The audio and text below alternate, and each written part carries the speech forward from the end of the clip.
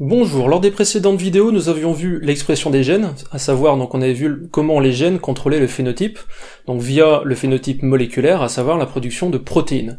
Les protéines, qu'est-ce que c'est? Ce sont des molécules qui sont vraiment fondamentales pour le vivant. Donc en l'occurrence, elles sont constituées de chaînes d'acides aminés, donc qui sont fixés les uns à côté des autres, et donc ces protéines, en fait, il en existe plein de types différents. On a des protéines structurales, on a des protéines signalisatrices, on a des protéines membranaires, et on a les enzymes. Donc les enzymes, ce sont vraiment des protéines essentielles qui vont servir en fait à catalyser des réactions chimiques. Donc vous l'aurez compris, c'est le thème de la vidéo d'aujourd'hui. Donc je vous en dis pas plus pour ne pas dévoiler la suite, mais c'est parti. Commençons par définir un peu ce qu'est une enzyme. Alors comme je l'ai dit en intro, une enzyme c'est une protéine, donc une chaîne d'acides aminés. Mais attention, pas n'importe quelle protéine. En effet, une enzyme c'est une protéine qui catalyse une réaction chimique. En gros, ça veut dire que ça accélère une réaction chimique.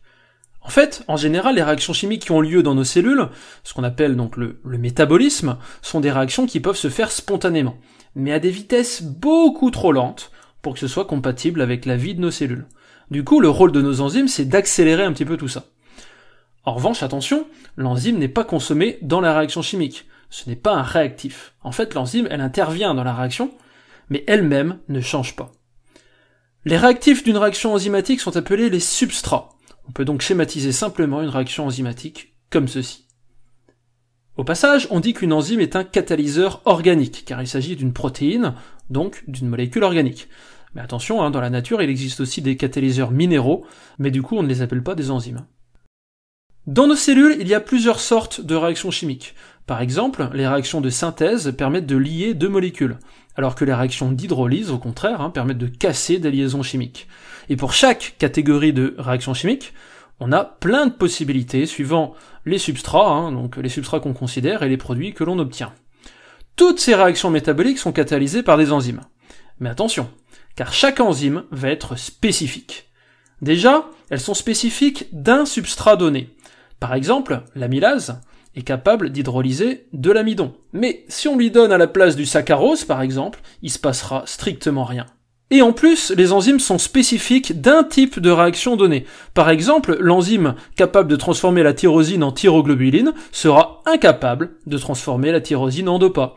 Et inversement. Alors que pourtant, il s'agit du même substrat. Du coup, on parle de double spécificité enzymatique. Une spécificité de substrat et une spécificité d'action. Parlons un peu de comment s'effectue la catalyse enzymatique. Comme on l'a vu, une enzyme c'est une chaîne d'acides aminés, et cette chaîne est repliée dans l'espace, ce qui lui permet d'acquérir une certaine forme, une certaine structure 3D. Au sein de cette structure protéique, il y a une zone en particulier qui est plus importante que les autres, ce qu'on appelle le site actif. En fait, ce site actif, c'est l'endroit de l'enzyme qui va interagir avec le substrat. Et pour pouvoir fonctionner, ce site actif, il a une structure 3D qui est parfaitement complémentaire à la forme du substrat. Donc par exemple, si on visualise là une amylase salivaire, qui est une enzyme capable d'hydrolyser l'amidon, voici ce que ça donne. On voit bien ici le repliement de la chaîne d'acides aminés qui va façonner la structure de l'enzyme. Eh bien, cette structure va ménager un site actif, ici en forme de creux, dont la forme va permettre l'insertion du substrat, en l'occurrence l'amidon. Et cette interaction entre enzyme et substrat va reposer sur la mise en place de liaisons faibles entre certains acides aminés du site actif et le substrat. Ces acides aminés qui se lient au substrat forment ce qu'on appelle le site de reconnaissance. Et donc, une fois lié, le substrat va ensuite pouvoir être transformé grâce à l'action d'autres acides aminés, donc de ce qu'on appelle le site catalytique. Et une fois que la réaction a lieu, le produit obtenu peut se détacher du site actif, et l'enzyme devient à nouveau opérationnelle pour catalyser un nouveau substrat.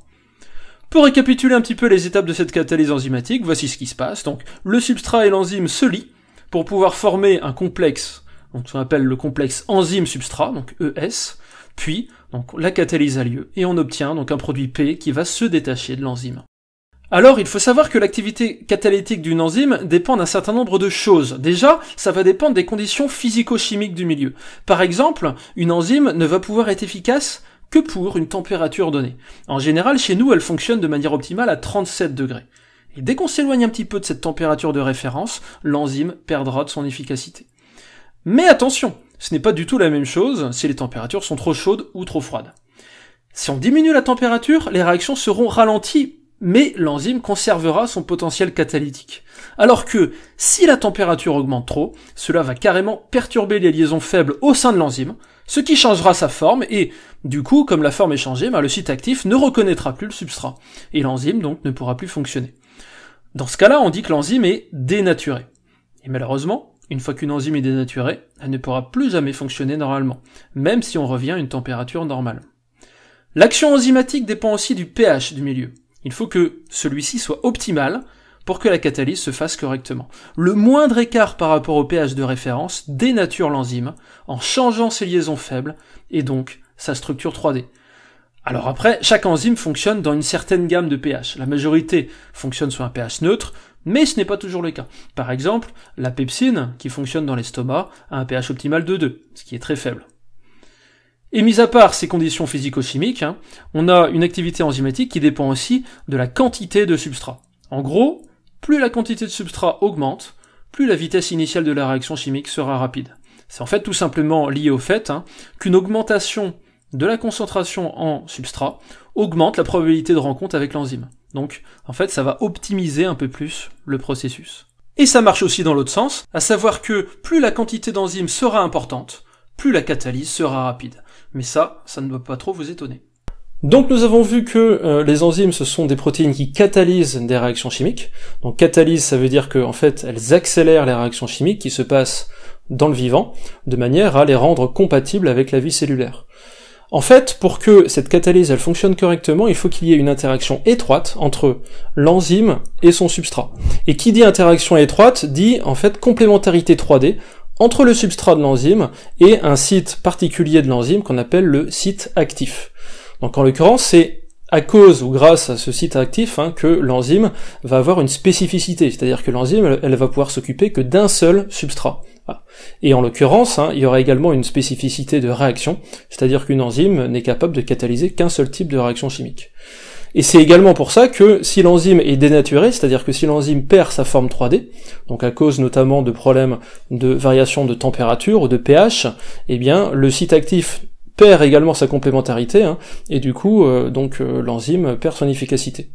Voilà, ce sera tout pour aujourd'hui, donc je vous donne rendez-vous pour de prochaines vidéos. Au revoir.